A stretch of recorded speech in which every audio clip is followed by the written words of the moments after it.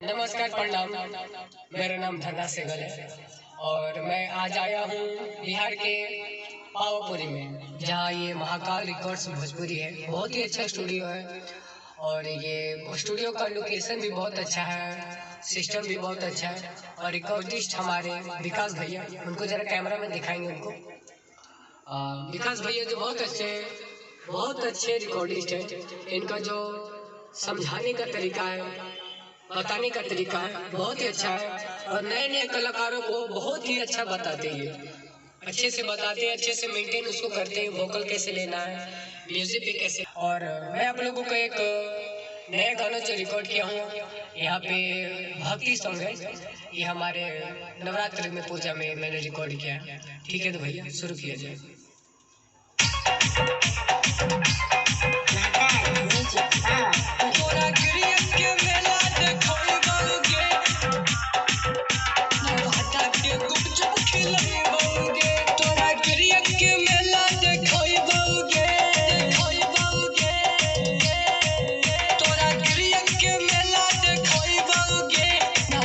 के गुपचुप खिलाएबोगे, बिहार के रौड़ी हम लाएबोगे, मेला के मजा दिलाएबोगे।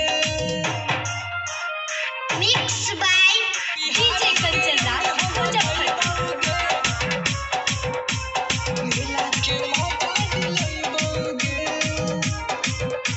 अपाची बैठा के तोरा के छौड़ी घुमाई दे बाबा पूरी गे।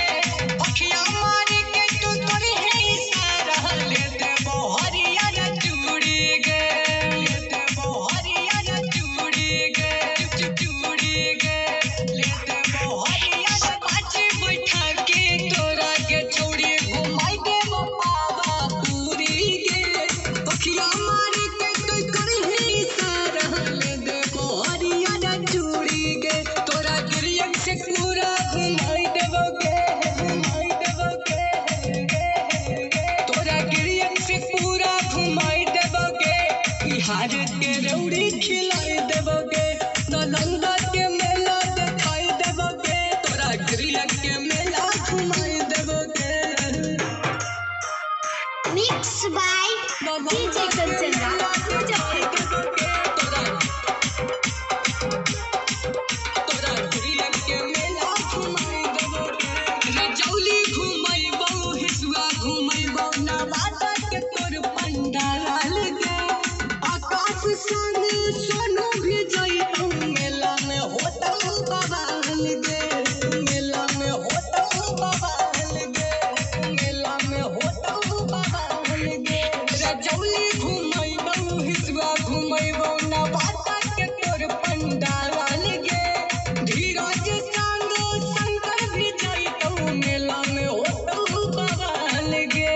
विकास सहगल जइतौ गे, जइतौ गे, जइतौ गे, विकास सहगल जइतौ गे, नालंदा के मेला देखैतौ गे, बिहार के रौड़ी खिलै